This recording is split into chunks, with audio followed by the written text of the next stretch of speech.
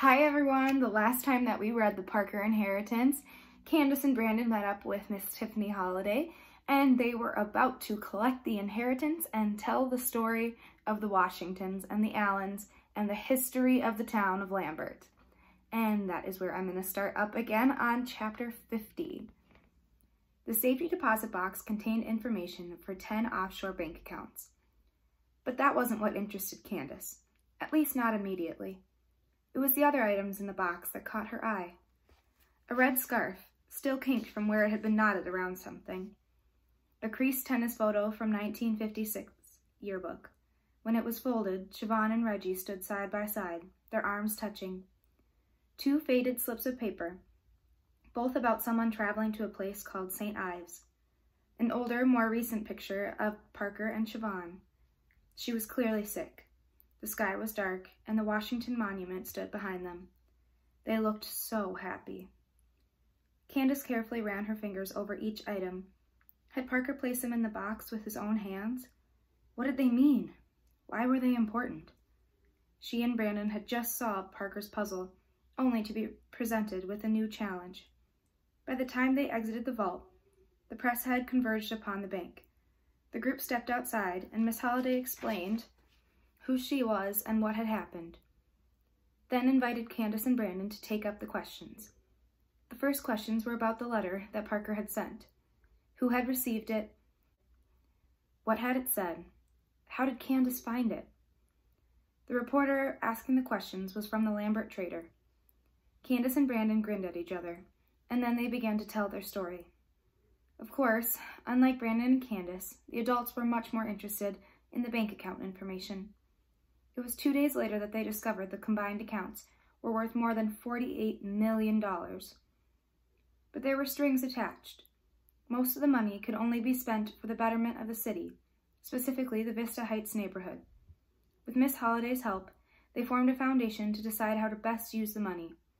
At the top of the list was a new library building to be located on Darling Avenue, across from the park. Candace and Brandon stipulated that it had to be named after Siobhan Washington. They also decided to remodel the tennis and basketball courts at Vickers Park. They would need them to be bigger for the summer camp that they planned to start.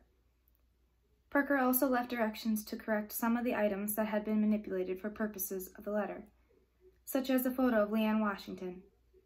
While the Missionary Circle truly held a bake sale to raise money for the court case, the correct date was June 9th, 1951. 2 months later, after buying Tori a new car with unlimited car washes, Candace and Brandon split the remaining money 50-50. Their parents made them put most of it away for college, and the future, whatever that meant. Candace thought about buying their house, but decided against it. It didn't seem all that important anymore. Plus, she was spending more time in her dad's apartment, which was close to her old friends.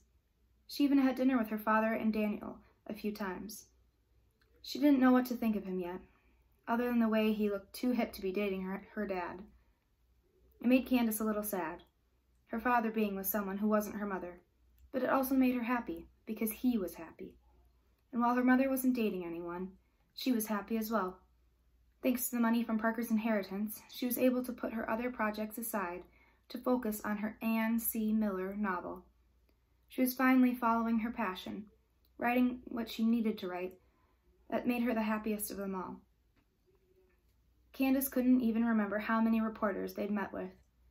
Everyone wanted to talk about the mysterious James Parker and his secret life as Reggie Bradley and his money.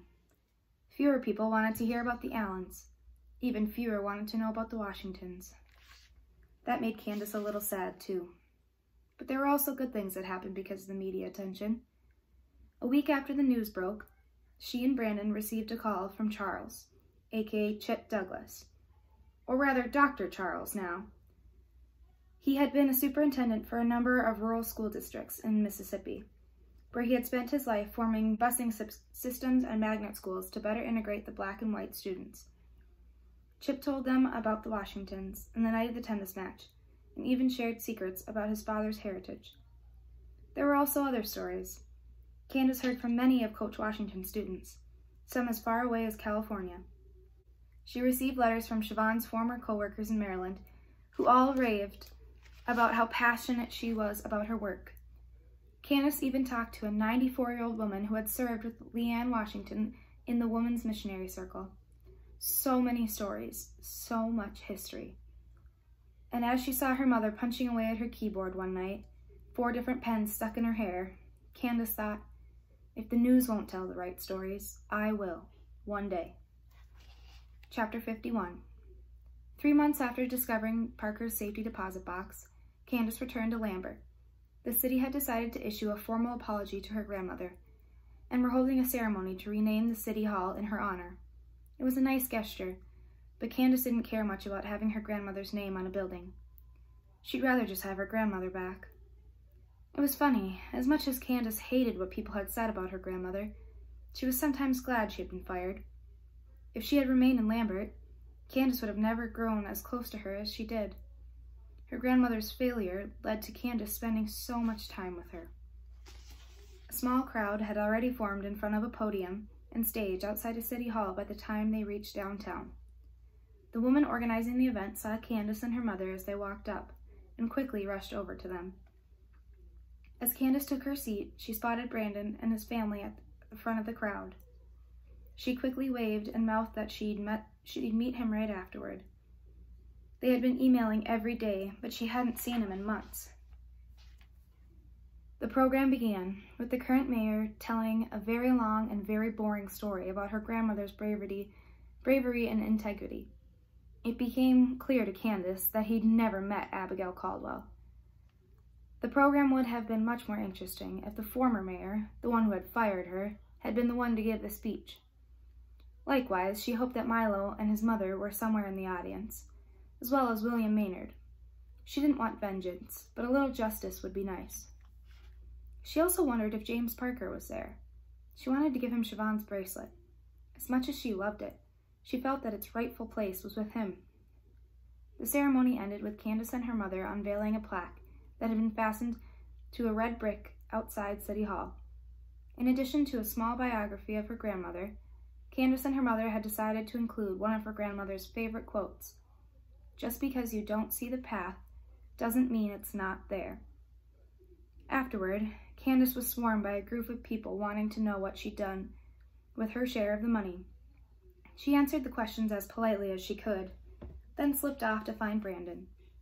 "It's so great to see you," she said, hugging him. He seemed to have grown taller. "There's someone I want you to meet," he said, after pulling back. He pointed toward a boy standing far off from the crowd. He waved, then saw them looking at him. "Quincy?" she asked. Brandon nodded. "Don't tell him I said this, but he's a little jealous of you. He goes off for the summer, and I have this great adventure without him." "It wouldn't have been so great if we hadn't found the money," Candace said, laughing. He tilted his head. "No, but it still would have been pretty awesome, right?" Candace nodded. "Yeah, you're right." They started walking toward Quincy. "Want to get lunch afterward? Maybe Sam's or Candace Miller?" She stopped and turned. An older man approached them, a small smile on his face. But instead of golden skin, his fingers were dark. Instead of gray eyes, his irises were as brown as Candace's. "I'm Odell Davis," he said, stretching his hand out to her. "I used to work with your grandmother." Candace quickly shook his hand. Then Brandon did as well. "Thank you for coming out," she said. "Grandma really loved working here." "She sure did. She was a good boss, too," Odell said. "A lot of us could have lost our jobs over excavating the park, but she protected us all. Every man out there that night kept his job thanks to her." Candace blinked. "Wait, you were there on the night that she dug up the tennis court?" "And the bench, too, though no one seems to remember that." He grinned. "But to be fair, that hole was a bit small. But underneath the tennis court," he whistled. "Sometimes I think Miss Caldwell would have had us digging all the way to the other side of the world if the mayor hadn't stopped us." Candace looked down at the bracelet on her arm. "Do you know why she never said anything about the bracelet?" Odell frowned. "Come again?" "The bracelet." She slipped it off and handed it to him. "Didn't you find this underneath the tennis courts that night?" He slowly shook his head. "Candace, that hole is as empty as a pool in the desert. There was nothing there. Certainly not this." Now Brandon was frowning. "Are you sure?" Maybe she found it and didn't say anything. Odell shrugged. I don't know what to tell you. I was there all night, and I was chief of the crew. He returned the bracelet. If someone had found something, I think I would have known. Then he nodded. I just wanted to pay my respects. Your grandmother was a wonderful woman. You did her proud. Candace watched the man walk off. But, she turned to Brandon, my head is exploding right now. We're sure that bracelet is Siobhan's, right? Yeah, I think so. And your grandmother never met her, did she? How could she? When would she? Candace rubbed her eyes. None of this makes any sense.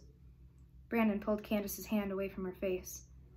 Come on, let me introduce you to Quincy. We can talk about this later. Over chili cheese dogs. Candace looked at the bracelet one more time, touching the scratches on its surface, wondering what secrets it held. Then she slipped it back on her wrist and followed Brandon through the crowd. The mystery of the bracelet would remain unsolved. And that is where I'm going to stop for now. There is one chapter left, and it is about 6 or 7 pages long. So that's what our final video is going to be on, and I will post that tomorrow.